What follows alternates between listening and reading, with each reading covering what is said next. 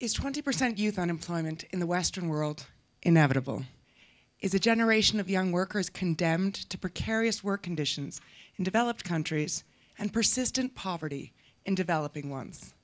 This doesn't have to be the new reality if we consider that just as the knowledge-based economy defined the 20th century, the creative economy can dominate the next. We must consider that in a world where traditional skills and labor can be outsourced and automated, logic will take us from A to B, but creativity will take us everywhere. To stimulate innovation, we must reinvent the study of humanities. And to do that, we really should put museums in the picture and not just in the frame. In the next 3 minutes, I want to convince you of 3 ideas: that creativity and innovation are vital survival skills for the future, that the props and people within museums are overreaching, underutilized resources for learning about the world, and that museums, by embracing technology and innovative partnerships, can become the fiery muses that set the world's innovation alight, and not the mausoleums where art just goes to die. For 2,000 years, museums have held an exalted place in society, built on the belief that through objects, they tell the history of how humans shape the world and have been shaped by it. And today, museums are democratized and popular. Last year in the UK, over half of British youth went to museums. That's more than go to football matches.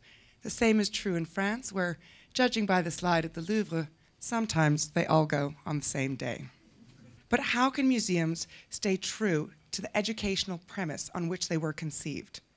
How can they continue to teach record numbers about philosophy, history, literature, and the arts at a time of dramatic funding cuts? The answer lies in partnerships with entrepreneurs and industry to come up with the co-collaborative models and prototypes so prevalent in the world of maths and sciences today. As you know, to deal with the spiraling costs of education in the West, we've seen very innovative universities and educators come up with massive open online courses.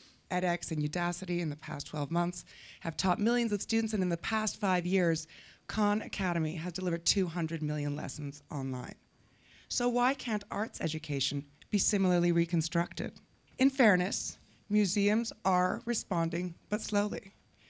MoMA teaches 3,000 students online, but apparently there's demand from 300,000.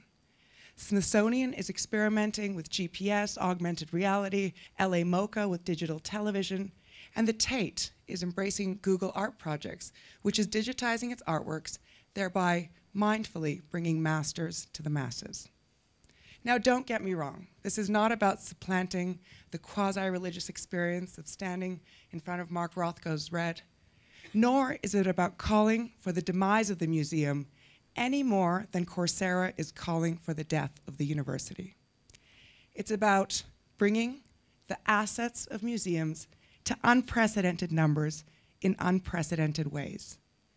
It's time for museums to change the face of education, and it's time for government and private sector to recognize the true value of the arts.